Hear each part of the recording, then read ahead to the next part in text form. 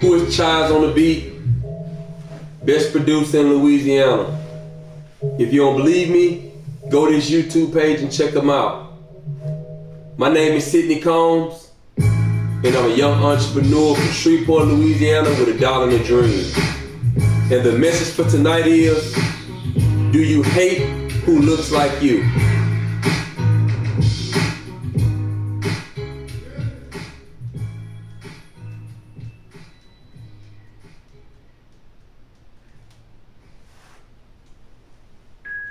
Do you hate who looks like you?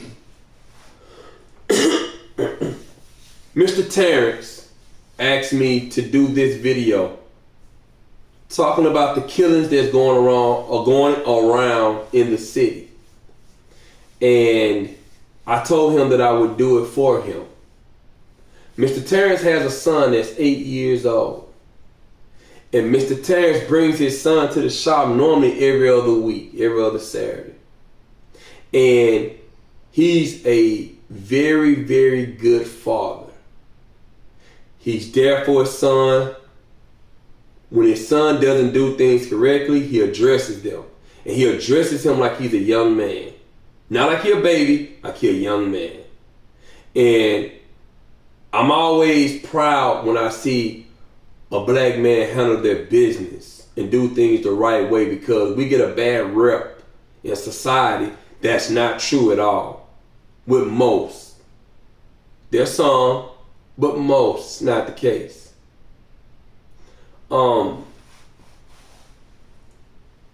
Do you hate who looks like you? This is a very important topic, talking about the killing. We're going to start this off like this here. The first thing about this is you got to get to the origin, the reason why the killings are going on. See, what we like to do in our community, we like to just all of a sudden just stay surface level deep. We never want to get, underneath the surface. So I give you an example, right? Let's say you had a toothache, okay? You had a toothache, what would you do?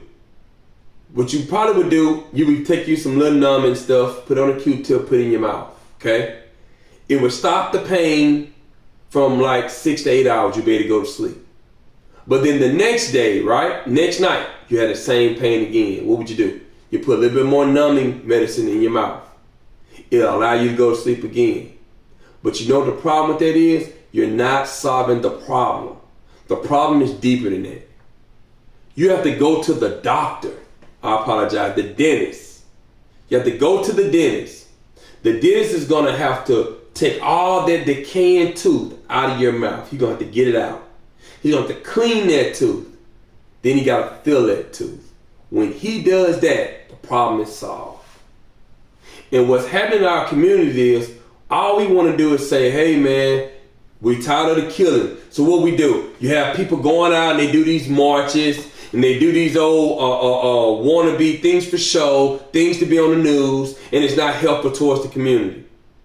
People not really helping the community out, but they act like because they walk down the street, they hold up a sign, say stop the killing, that's gonna stop it. No, you have to get internal. You have to get to the source to be able to solve the problem. Now, we have to go back in the day, our history, to figure out, man, what's the issue? The first thing is, it used to be a saying that say it takes a village to raise a child.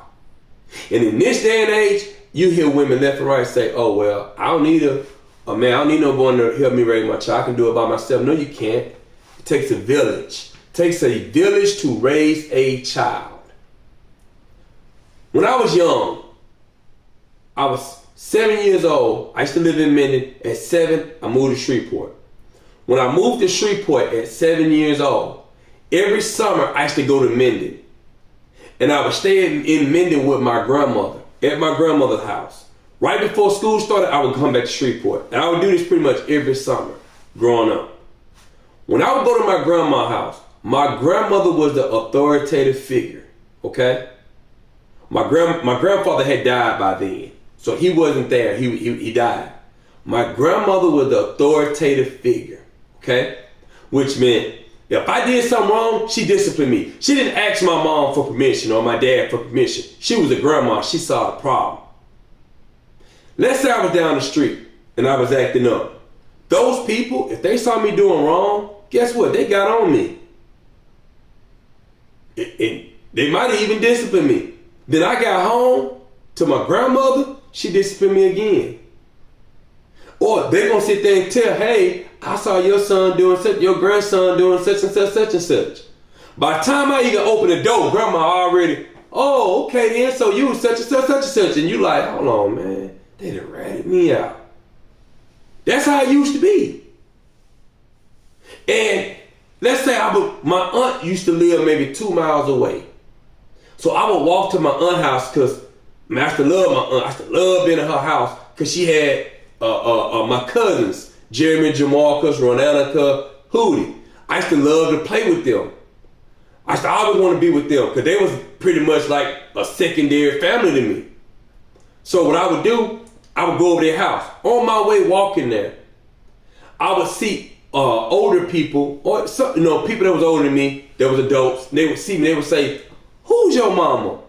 Who's your grandma? I would tell them, they would say, or my grandma, oh, I know your cousin or your aunt, such and such, such and such, such and such. They would know me even though they never met me and I had never met them. I'm like, dawg, they know me like that? I go to my aunt's house.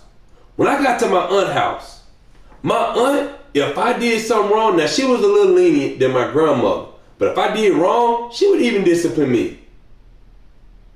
They didn't call my mom and dad, hey, they acting up. No, they disciplined me. So what happened was it forced me to act accordingly because even though my mom and dad wasn't around, if I acted up, the neighborhood told on me. That whole village was raising me. My papa on my dad's side, my papa, I would go to my papa house. My papa, he was like so laid back and cool. He was real cool, real laid back. My papa didn't play, but he never even had to do anything because I had already knew like, yo, if he wanted to, he had that authority. And normally when boys are around men, older men, they have a higher level of respect for those men. It's what it is. But it was a village that was raising me. But in this day and age, we've gotten away from that with these kids. My little niece Christiana had a basketball game today. There was certain things, something that she did I didn't like, okay? She's my niece. But you know what happened? I had to get on her like she was my biological daughter. She's my brother's daughter. But I'm going to make sure that girl is taken care of. I'm going to make sure if she need anything, she going to make that phone call to me, and I'm going to make sure she good. Her mom called me and she needs something, I'm going to make sure that they're good. Why? Because I understand it takes a village to raise a child. It's not just on the mama. Her dad's locked up. So he's not around. She needs, because I'm not a father, but she needs that father figure around. That figure around that's going to stop her from going too far left. Hold on for a second. Don't do that, because you will be disciplined. See, I was brought up in the era of the village raising a child, but we've gotten away from that in the black community, and that's why a lot of killings are going on. Because when you see that boy 12 and 13, he walking around with a gun, ain't nobody saying, hey, come here, son. Man, why you got that gun, man? Put that down. Stop doing that. Ain't nobody telling the mom and the dad, hey, man, do you see what's going on? Such, such, such, such. It's not happening. But then go past that. Why do you hate who looks like you? Who got the same color skin you got? You know why? Because the fathers are out of the home. Think about it. When you go back in your previous time where all the killing wasn't going on in the black community, why wasn't that happening? Because you had mother you had father in a household together raising a child. Had father there. But we're in a day and age where fathers are not needed. A lot of women don't think fathers are needed. I'm not saying all, but a lot don't think that way. So what happens in the community? So now where's that father figure to get on that son and discipline that son or even that daughter? Because some people don't need, like I say, they don't think girls need the father that important. Like girls need the father just like the boy need the father. They both need him. They both need their love. They both need their care. Like, I don't understand. Why do we think that that's not the case? Fathers in the home is so important. You are a key factor to what the next generation is going to become. We have a crab in the bucket mentality. I heard Nipsey Hussle, he was talking about a crab in the bucket mentality. He was like, when you come from the hood, right? And we had the same obstacles, okay? We had the same problems and issues. And if I was able to climb through all of that and become successful, and you, with the same issues, you end up not become successful, being in jail, or whatever the case may be, you'll have envy for him. Because it's like, that's a mirror showing that it's an excuse, whatever you come up with, because this person came from the same environment.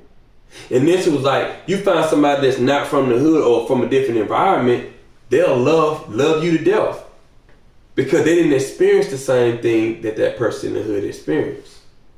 So now we have a crab in the bucket mentality where if we see that one person have a little bit more than us, we gotta go at him. We gotta be ready to kill him. He disrespected me.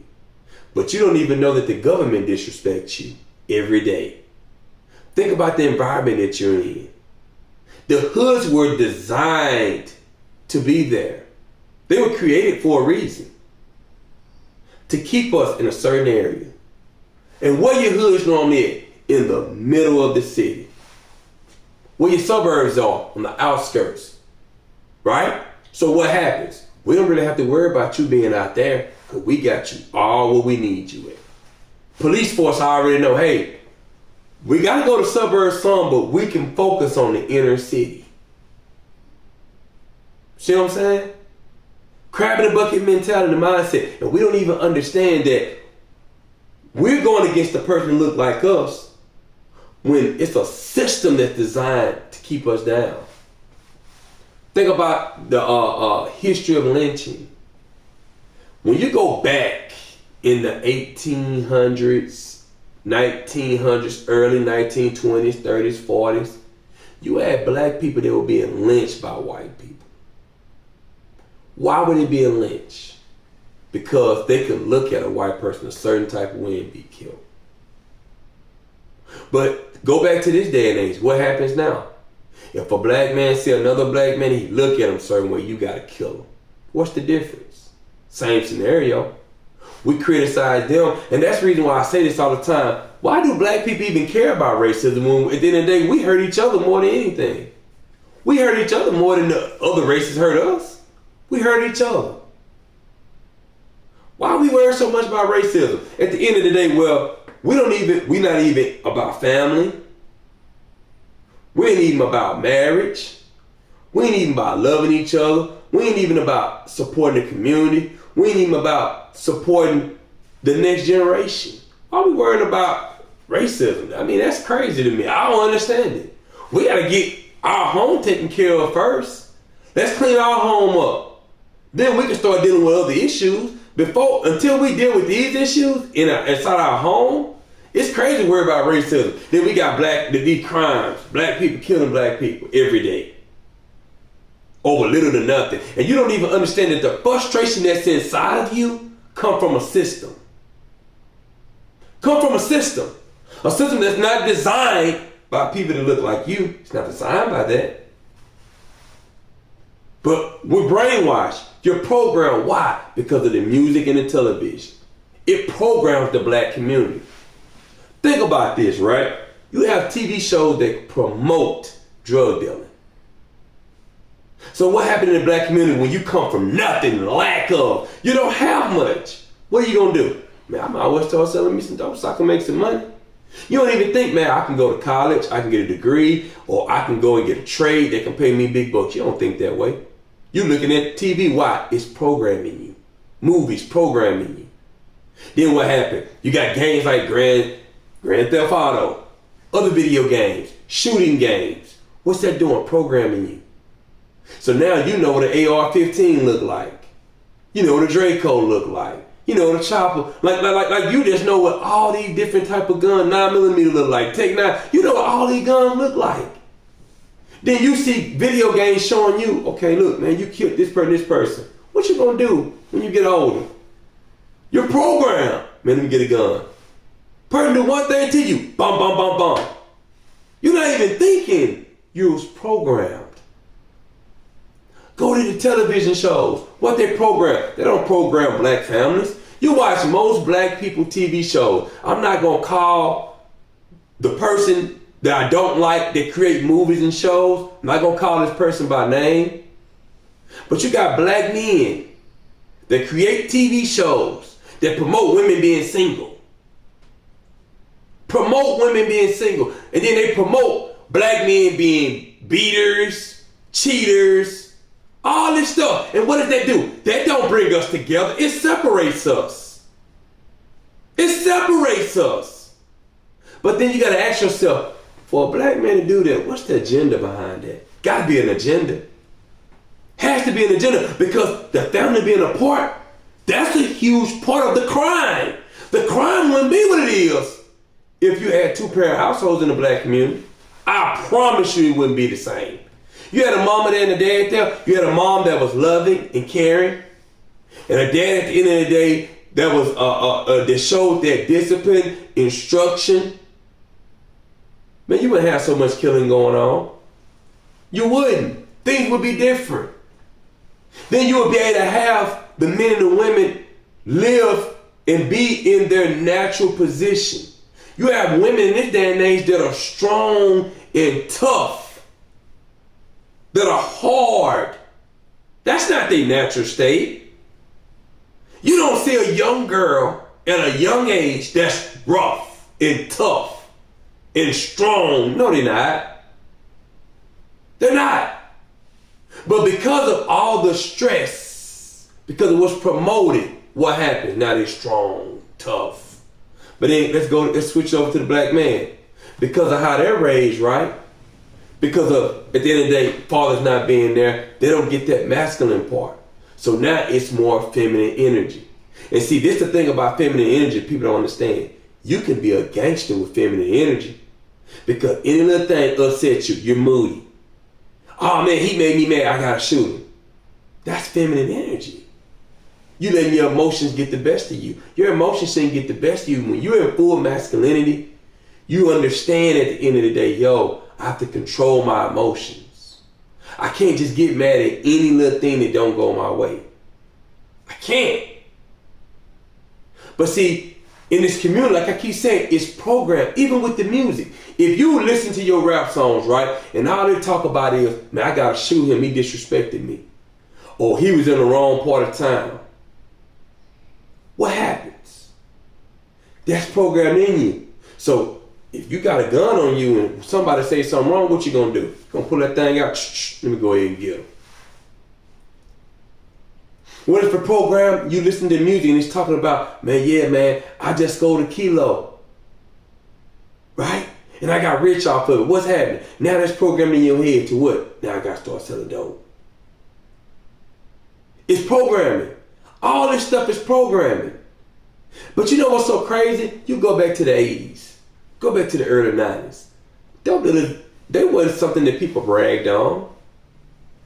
That wasn't something that people was like, yeah, man, oh, he the hood drug dealer, man, no. That was embarrassing. The drug dealer didn't go around talking about what he did. They would look down upon back in the day. You destroying the community. That damn day, you see, man, it's like, man, yeah, man. And this ain't to go against the drug dealers. Because at the end of the day, I understand that there's a system that's designed to put them to have this mindset to go do it. I I understand that there's a system. It's programming, television, video games, music. It's programmed. You think that's the only way you can get out? The hood environment versus the suburban environment, right? That's a huge programming right there alone. I give you an example. If I get you kids in the hood, they have a survival mindset.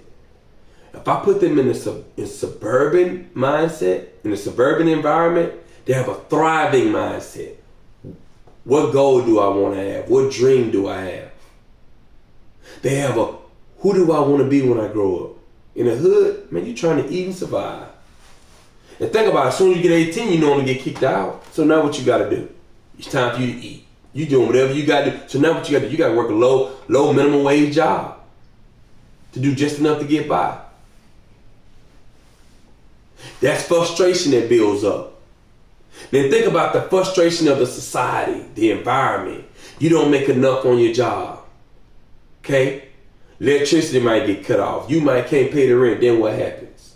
Then you might get, then you in the streets, somebody look at you crazy. Man, you ready to shoot them. You don't know it's so much stuff going on. You've been programmed and you got anger in you built up that you don't even notice that you have. Now you're going out killing people. Think about it for a second, but why would at the end of the day this promotion go toward black people? Because think about every other race. Where is it programmed for women to be strong and independent? I'm not saying you don't see it in other communities, but think about it. When you go to TV shows, show me where you see that at en masse. You don't. It's en masse in the black community. But when you look at the other races that get to the money, what do you see? 2-parent households, families. You look at the wealthy people in the world, what do you see? Families. Families. But then we at the end of the day feel like, man, it's not important. I can do this by myself. No, you can't. It's not designed for you to do it by yourself. And then at the end of the day, what happened with the kids? They don't have the balance. They don't have the feminine energy. They don't have the masculine energy. So what happened? They going into the world with an imbalance. Now you trying to kill. I spoke to a guy named Spencer today. Little short Spencer. He was in the shop and we had a very interesting conversation about life. One of the things he told me, he talked about, it's a story about a dog in a cage. And he basically said, if you take a dog, okay, when he's born, you put him in a cage, okay? You let him out for a short period of time, you put him right back in the cage, okay? Then that dog gets older. He make puppies, okay? Now the puppies, let's say the puppies are not in the cage. The puppies want to be in the cage. Let's say the dad and the mom die, puppies die. Now you got little baby puppies. What are those baby puppies gonna want to be? In that cage. Why? That's all they know. Go back to the black community. What happens? You find somebody that's from the hood. What they say? Man, I don't want to leave the hood, man. This is my environment. This is who I am. No, this is who you was programmed to be. I'm a killer. I'm a gangster. No, that's what you was programmed to be. You was programmed to be that. You weren't brought into this world to be that way, but the environment shaped you and molded you to think that that's where you belong, in that cage. Think about what I'm telling you. You're designed to think at the end of the day, it's cool to go to jail. It's cool that I did 20 years behind bars. That ain't cool. That's terrible. Because the system, it states in the 13th Amendment. Look it up if you don't believe me. That's the only way you can go back to being a slave. And then what happened when you're in jail? They paying you what, 50 cents an hour? 30 cents an hour? Think about that. But they pay you 30 cents. How much is that jail making off that? You might be getting 30 cents from the jail, but that jail might be making $5 an hour off that, off your labor. They making $4.75 and getting you a quarter an hour. Think about that, young black man, when you out there trying, you think about killing somebody. You out here killing. You ain't even understand there's a system that's designed for you to think and be the way that you are.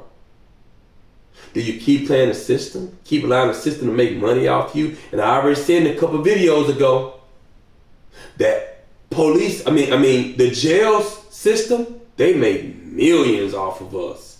Because most of the jail cells are black men in there. Think about it. Working together will be dangerous. If we work together as black men and black women, you know how dangerous that'll be to this society? Let me tell you what will happen. If you put black men, black women, start building families, right? And they start taking care of the hoods, and they start buying the homes in the hoods, and start taking care of those hoods, the property value have to go up some. It would have to. It would have to. And then think about this, right? Let's say at the same time, instead of spending your money with every other race and community, you start spending the money with your own community, and you started up your own business. And instead of spending it everywhere, we start spending with each other. What you think will happen then? Our money will come up like that. Quick, fast, in a hurry. See, we got to get to a point of understanding what this world is really about. It's designed for us to stay at the bottom. So ask yourself a question. When you look at the other communities, right? And you look at how are they moving, and ask yourself, why aren't we moving that way? If they build families, the successful ones, why aren't we building families? Why do we think we can do it by ourselves, but they don't think they can do it by themselves? Don't make a lot of sense to me. Why do we think we're so strong and independent, but the successful women over there, they don't do that? And as a whole, they don't do it. They work together to build. See, it's a difference of a mindset. Huge difference when it comes to the mindset. But what do we do then? What do we do then? We understand that, hey man, there's a reason why we're at the bottom. Because we're separate. And as long as we're separate, we keep putting money in their pockets. But we come together, what you think gonna happen? Oh, they mad then? Hold on for a second. We've been taking half y'all check every week. We've been taking y'all salary. Now all of a sudden we can't get it no more. I'm mad. I'm furious. But we gotta do something about this. Because we need that money from them. We need that money from the black community. The black community, they're not giving it to us? No. That ain't gonna work.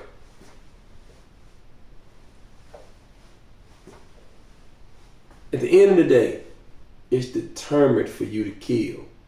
Because we know at the end of the day, as long as you're doing this killing, we can make you a slave. Because of the 13th Amendment. So in our community, we want our communities to change. We have to get back, at the end of the day, to the village raising a child. And we have to get back to building families. Until we get back to building families, building communities, starting businesses so we can hire these young men so they can get off these streets. Until we get to that point, we're going to always be at the bottom. And we're going to always see this killing going up and up and up because it's programmed in you. My name is Sidney Combs, and I'm a young entrepreneur from Shreveport, Louisiana with a dollar dream. I need everyone to like this video. Hit the like button. I'm not asking you for much. Subscribe to the channel. Help me out. I'm not asking you for no cash out, no PayPal, none of that. It don't take much to help me out. Help me to support the community. Help this message get spread. Every time I'm doing this to help my people. Now, if I was making messy content, this will spread left and right. If I did something well, if I was a beautiful woman wearing a sexy outfit, my video will go up like in no time. Views, subscribers, but by me trying to do things the correct way, trying to educate the community, I don't get the same viewership. Support this. We can support enough of the toxic energy. When we gonna support something that's positive? Who is Childs on the beat? This is the best producer in Louisiana. Please like, share, subscribe. Like, share, subscribe. My name is Sidney Combs. I'm a young entrepreneur from Shreveport, Louisiana with a dollar dream.